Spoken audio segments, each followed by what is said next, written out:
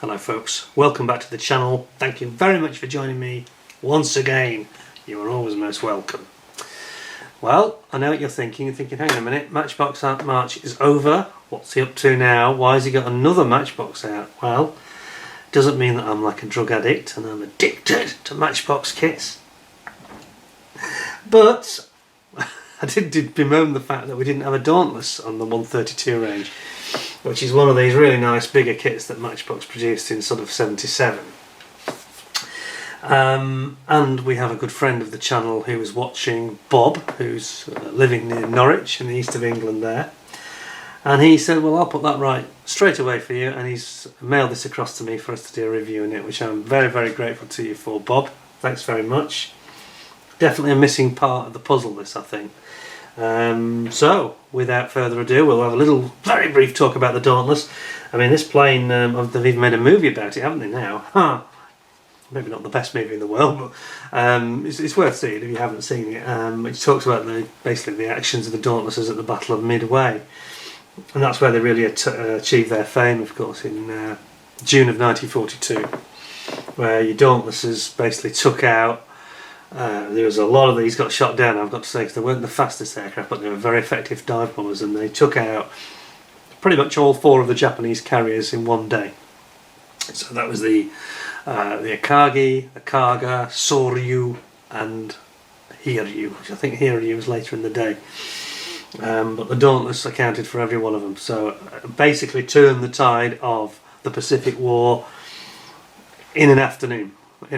So that really tells you that this is a very significant aircraft for the USA and the rest of the freedom of the world. So it merits our inspection. So why don't we have a crack at it? By the way, they did have another version of this SBD. They had a version called the A4 Banshee, which was a land-based variant without the arrestor hook. Just worth mentioning. But this is the traditional carrier-based SBD5. Let's have a look what we've got. Now then, I'm glad to say we're back to the more traditional Matchbox style of packaging. I'll zoom you in. Here you can see that we've got a bit of description here where it actually says Detail Cockpit, Wright Cyclone GR 1820-60 radial engine, perforated dive flaps, and sets of 3 service decals, which is great. So that's very, very nice. Now I'll just zoom in a bit more so you can see that a little bit clearer. There we go. Nice view of the cockpit. I like it when they do this as well. On the side we've got the traditional slightly cartoonish Matchbox style that they did on these bigger kits. So we've got that Cyclone engine we just mentioned, shown in good detail.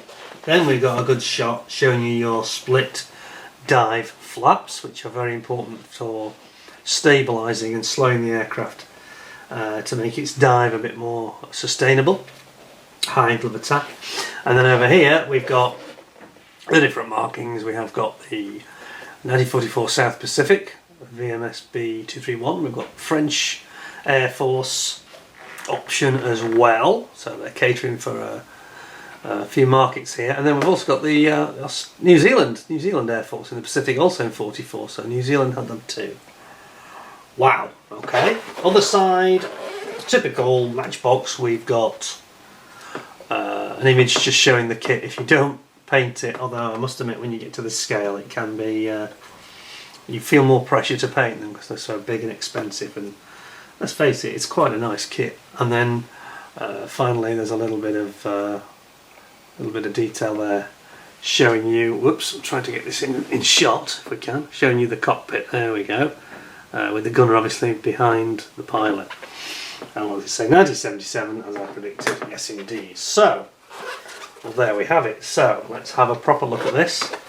I have never ever, a bit like the Lysander, I've never seen this kit before. It's completely new to me and I haven't opened the box, apart from literally lifting the lid, and I noticed it's got bubble wrap in it. I haven't taken any parts out or any sprues out. This is completely a first look. So you're seeing it just as I'm seeing it. So let's go. Here we go. We've got Roy Huxley's artwork. But again, they've got the shame, haven't they, where they've just not put any background in. I bet you he painted a background, probably on a carrier deck in the background. It shows all the bombing raids he's been on as well, of course, which is quite impressive. let's very gently put that down over there and see what we got. As I say, I noticed that there was bubble wrap, which is good. One or two parts that look like they might be on the way off the sprue. I'm going to be a bit gentle here, I think. Okay, one sprue. Some parts missing. I think some parts are already off the sprue somewhere because it looks like there's a hole. But I'm sure it's. I think there is a couple of parts that are somewhere else. We shall see. Oh, that looks good. That looks good. I've got to say, it's looking good already, to be honest. Now then, very gently. Because there's obviously some rogue parts around somewhere. Let's move this bubble wrap away for a second. We'll come back to that. Oh, it needs repacking. Aha, got some sort of metallic-y grey plastic, which is quite a bit unusual. Then we've got some clear parts in a bag, a Tesco bag. That's good. That's good. Protect them. And then obviously he's put the instructions and I think the colour plan are in a nice little folder. Ah, here's one of the parts that mostly came astray. It's a tail piece. It's all in one piece. Okay. Put that there gently. Yeah, it's the two tail pieces. I think they must be. Yeah, they're the ones that are after sprue, so that explains it. That's fine. Don't worry, Bob. We will look after it for you. Be very careful. Right. One more sprue, and then we've got the decals. A couple of bits of, just bits of sprue. Those are. It's not bits of them. All right then. Let's move that aside. Well, looking forward to this. I've got to say, it's nice to get back on. It's like a Matchbox March bonus edition, this bonus episode. You lucky people. I'm lucky too. Yeah, we've been talking about the Falklands and things recently, which is a bit of a gloomy subject to a degree, but nice to get back to some fun for a change. So, what have we got? Okay, so we've got the colour plan first. Let's look at that first and foremost. I'll zoom you in on this. Here we go. Typical Matchbox colour plan. It's not coloured though, it's on a white paper, which is slightly disappointing because they normally had them in green, didn't they, for the green range. Anyway, what's it got here? Details: span 41.5 feet, length 33 feet, maximum takeoff weight 10,700 pounds, maximum speed 252 miles an hour. So it's not a fast plane. This is the problem it had against the Zeros, of course. Range, maximum ceiling 24,300 feet. That's not bad. Range 1,115 miles. Got good range. Movable guns, 230 cals, bomb load 1,200 pounds, which basically was a huge great bomb slung under the middle. And slung is the right word because it would hurl these bombs, right out. Here's your colour option for the French Air Force in 1944. And again, this was being used out in the Far East, Pacific. I think they were land-based in Indonesia. Correct me if I'm wrong there, but I think that's what the French were doing with them. But you got some nice, again, bombs showing the different bombing missions it's been on.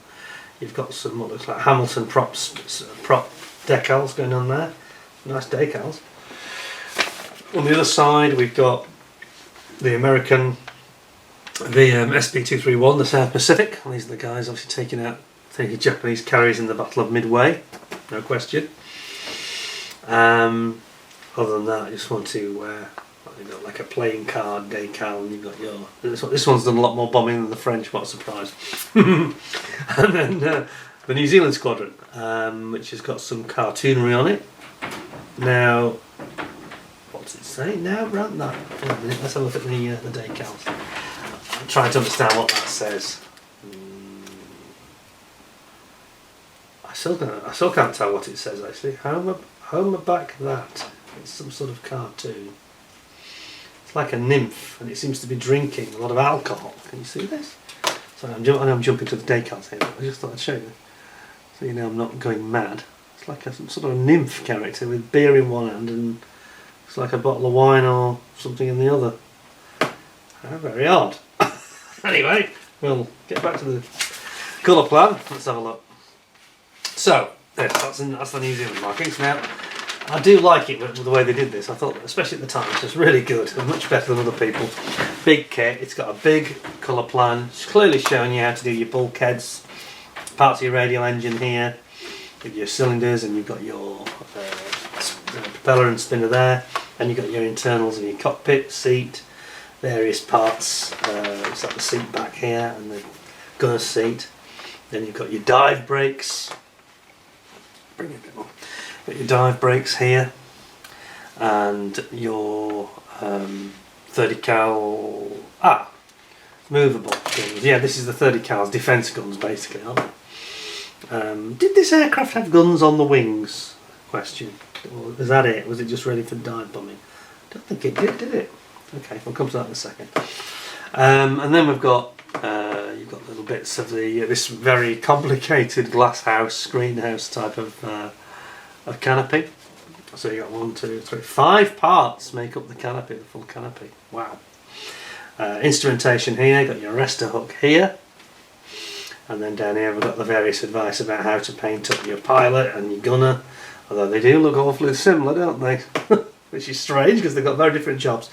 And then your bomb, and you've got 2 options of colours on your bomb, bit of internal painting on the cowl and the cockpit. Which is very nice, isn't it? Excellent. Well up to the usual Matchbox standard, that. Very nice colour plan. Let's have a look at the old instructions then, because they can be a little tricky sometimes. Let's see what this one's like. So, it's a shame that it doesn't have like a covering sheet. It's just instructions on both sides. There's no sort of start or how does it do? Oh, it starts on the inside, which is kind of weird as well because it's not folded that way. But anyway, yeah, sometimes they're a bit AWOL with their ideas on the bigger sheets. So you're building up your gunner at the back, and then you've got your pilot here. Let's bring it a little bit. There we go. And you've got your 30 cal defence guns for the gunner. You've got your rudder. You're putting 2 sides of rudder together, and then over here we've got putting your rudder in and fitting in your now constructed cockpit, plus your instruments here. You've got your guns going in, you've got your arrestor hook going in. Do not glue the guns, because the gun swivels on a mount like this. And then we've got our sort of bulkhead and mounting for your engine. And then you've got the actual engine components, the radio engine going in there, the cyclone engine, plus your spinner and your boss and your propeller blades. I like the way they've done this all separately, that's nice. I think that's quite good for 1977. Then you've got your tail planes going on, your tail skid. It doesn't have a wheel, does it? It's just like a skid block. That must have made a mess of the carrier deck. I wonder what it was made of. Was it wood? I'm just thinking what the surface is of the actual skid. Interesting. And then you're bringing in your... doing this thing again, aren't they? Where they show something here in the big picture. Whoops. It's got a bit of right, hasn't it? They show something here in the big picture being put together, and then it shows it being assembled prior in the small picture, which is below it. Why don't they put that above? That is not very logical, Matchbox. They did that in one of the others. I can't remember if it was the Lysander or maybe the Spitfire, when they did something very similar. But it is a little bit confusing for a youngster or a beginner. That's very confusing. They should have just pulled this image down and put this image above it so that you're in the right sequence. But anyway, don't be too nitpicky. Now, number 8, here we go, look at this. So here we've got the main canopy is coming on, all these 5 pieces that we've mentioned. And you've got your top cowl and your side cowls and your aerial going on there. It's looking quite impressive, Then you've got your wings going together here. Your outer, sort of outboard parts of the wings. Then you've got the inboard section, which goes either side. Quite a nice assembly, quite a modern style, modular style, isn't it, this? And you're putting in your undercarriage, which is like the undercarriage and wheels and legs are all assembled here. They then go in with the central dive brake and these inboard sections of the wing. I like the way they've done that. It's quite good. It's quite modern, and it shows you how the wheels do retract. It looks like they actually pivot. You can have them pivoting. That's good. That's excellent. So you can have the wheels going up and down with the look of it. And then we've got all these parts being brought together. So the outboard sections of the wing are going to be glued into the inboard sections here. It says do not cement, don't cement the dive brakes, obviously that's on. You do cement the wing but not the dive brakes. And then you're bringing in your main fuselage down onto your inboard wing section, and then finally putting your engine surround cowls on the front. And it looks like it's a radio panel or something here that's just going in. Is that clear? Not quite sure. And then you got your bomb, £1,200 bomb. Wow, I mean this punched a hole in these Japanese carriers' decks, you know, and some of them went 3, 4, 5 levels down in some of them, right through into the magazine in 1 or 2 cases. So they really did penetrate because they were coming in so fast and at such an angle, you know. And then finally, yes, you fit that on, and we've got, I'm not sure if that's a pylon for additional bombs or not, because I'm not that familiar with the Dauntless, so you guys in the States might be able to just shout up and tell us what that is. And that's your Dauntless built. So, well, to be perfectly honest, so far so good, apart from some slight sequencing of the instructions issue. Might lose a little bit of half a point for that, but so far looking alright, isn't it? Let's have a look at these decals then, because I only briefly looked at them. I'm not going to take the sheet off the tissue because it could damage them. They do look a bit aged, as they always do, I'm afraid. It's the one part of Matchbox that don't seem to have very good durability, unfortunately. I mean, great plastic, great boxes, but this is the one product that, and it's not the decal itself, it is the tissue at the front. It always goes yellow like this, even if you kept it really well. So we've got your New Zealand Air Force here, and obviously in the middle we've got the French Air Force decals with your roundels and your typical French red, white, blue tail, and then the good old US of A, Pacific Theatre, stars and bars, and more stars and bars, and more bars here. Looks pretty good. Looks pretty good. In fact, actually, that's the part of the French, isn't it? That's not stars and bars. This is it for the US markings. It's very just stars and bars. That's your lot, really. Except there was, oh yeah, the bombs. It's just hard to see. They're in white. It's very hard to pick them out underneath the film. Can you see that? There you go. There's your little bombs, showing how many raids it's been on. So I wonder what if this particular aircraft. I wonder if this knocked out the Akagi or Hiryu or the Kaga. The Kaga, I should say. So we'll never know. We'll never know, perhaps. Not without extensive research. Let's put that back on its safe, and let us then have a look at the plastic. A moment that you've all been waiting for. Me too. It's a very nice setup. So we're going to start with this dark. And by the way, I've got this. I'm not going to moan about it, but I've got this problem with my arm and that elbow. It's painful if I put my arm straight. It's agony. But anyway.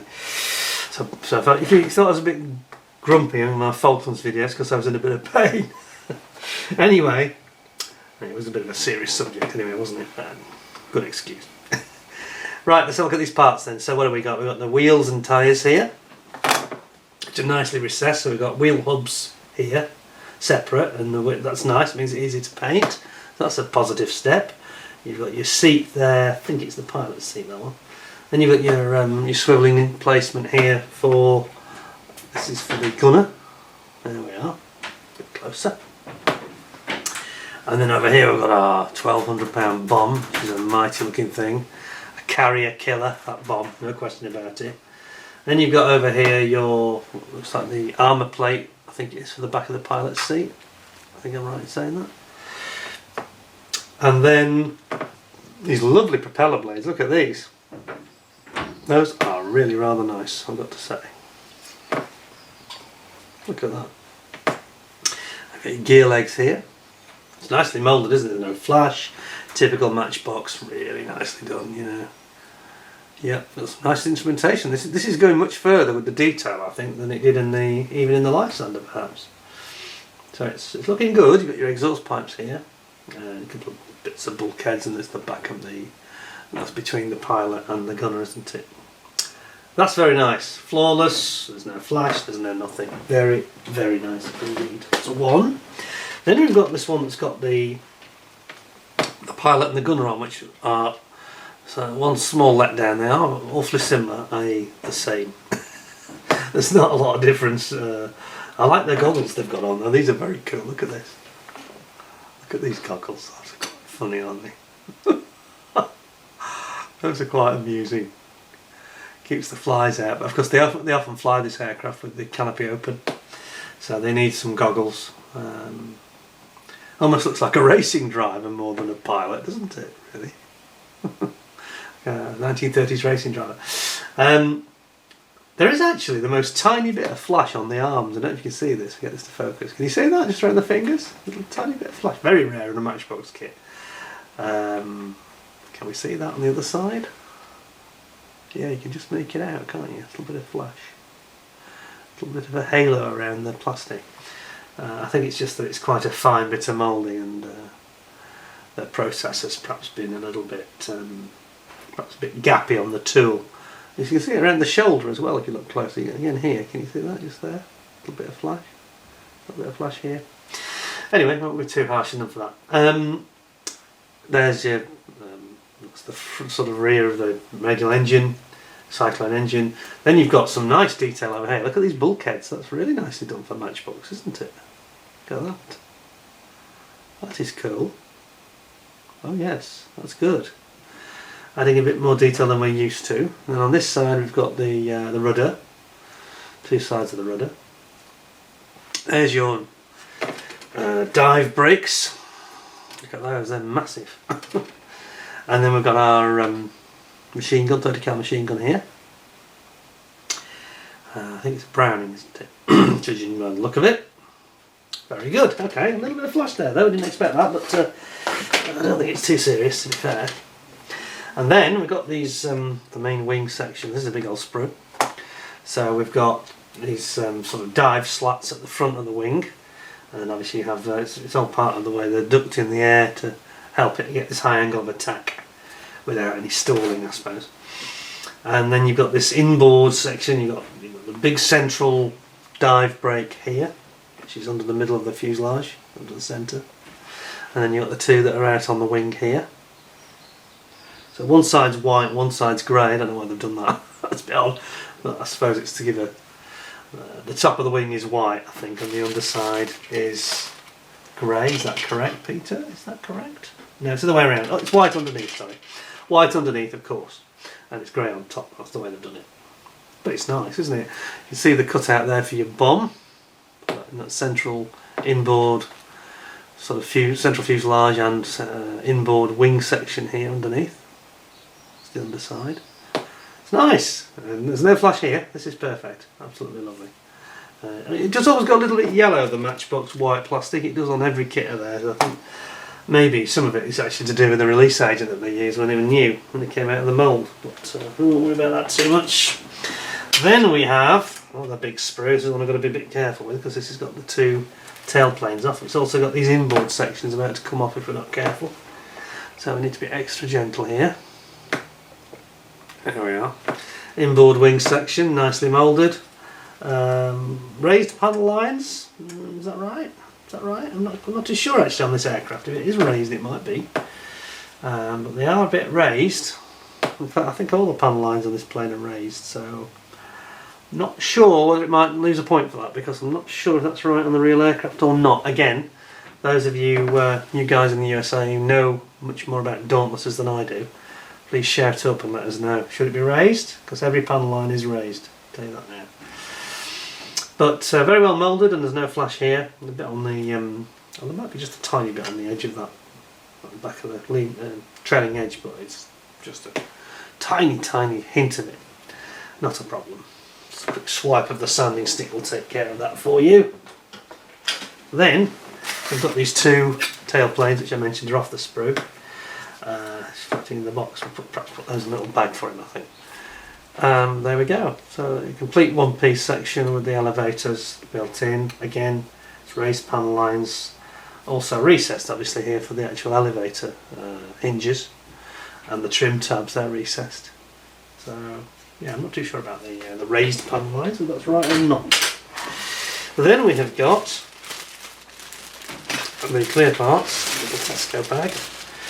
A bit careful with these, and this is why I wear the gloves, folks, especially when it's not my property.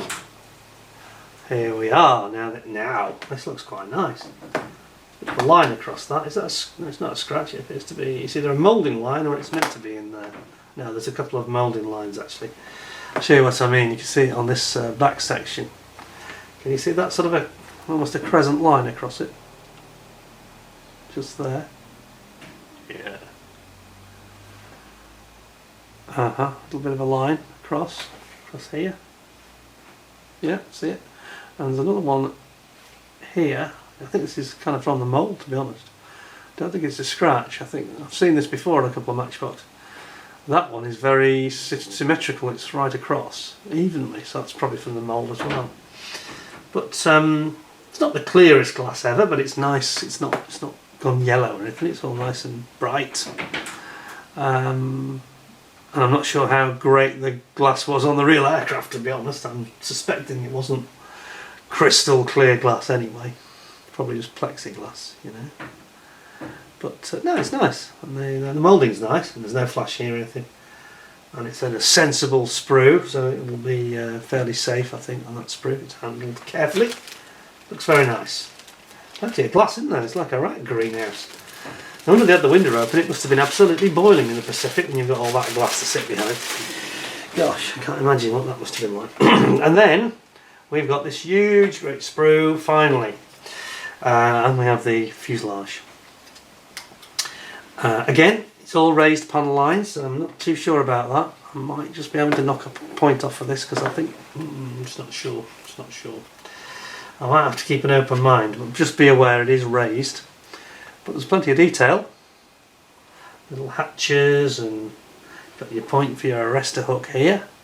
There. And then you've got your main cowling, both sides. You've got your chin, piece under the chin, between the fuselage and the engine. And then you've also got the sort of further back bit of cowling with the exhausts come out partly.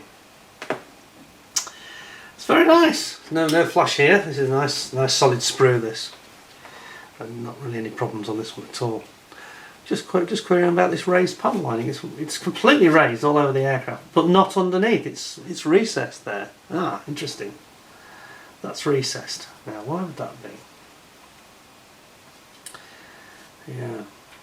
It may be that the real aircraft has got raised panels. I'm keeping an open mind about that, actually. I'm not too sure. But it's a nice kit. It's a nice one. Overall, whether it's quite as nice as that Lysander, I'm not sure. But it's very close, and it is nice. I mean, there's a lot of scope in this kit, I think, for developing it. Maybe a little bit of aftermarket here and there could really liven it up a bit. Of nice figures, because I don't think the figures are up to much really. Kind of normal Matchbox, you know. Quite like the goggles though. Thought they were quite funny actually. It's a lovely kit actually. It's a lovely kit. Well up to their standards, I would say. I'm just going to pop that over there, and we're going to have a little review verdict, I think. See what do we all make of this. So that's the Dauntless SBD5 dive bomber. What do we think then? I'm not sure about the raised panel lines. I'm not sure what to do about that in terms of where I rank it. One or two things, inconsistency a little bit there. I forget the instructions because they're always a bit like that really. I think we'll call it 9 out of 10. I think that's kind of fair overall. I think you probably agree. But it's very, very nice. It seems to have undercarriage you can actually move up and down, which is quite a first, I think. Can't say I've noticed that before. You've got quite a lot of moving things, like the dive brakes move, the rudder moves, the gun swivels, you can move the canopy. So it's quite an animated little thing really. It's yeah, I quite like it. I do like it. It's a nice plane. Right, 9 out of 10 then, that's where I'm at. I hope you agree. Give me a thumbs up, which is a 10 out of 10 at the very least. But I hope you found it interesting, because it's certainly a kit that I have never ever experienced before, and I think it's one that we all wanted to see really, isn't it? So there you go. So I guess that's, unless somebody else comes forward with a sea venom or a tiger moth or something else I haven't seen, that's probably us done for Matchbox for this year in terms of new kits that we haven't seen. But I'm always open to offers, so don't be put off, because I'll always show it if you send it, and we'll get this packed up for you. Bob, thank you very much to Bob from Norwich for lending us this, very kind of him indeed. He can be very proud of that. It's a really nice kit. Anyway, thank you very much for watching. Don't forget to subscribe to the channel if you haven't already, and if you have, then you need to click that notification bell, smash that like button, and I hope to see you again very, very soon. In the meantime, Thanks for watching. Well, look after yourselves, take care, and bye for now.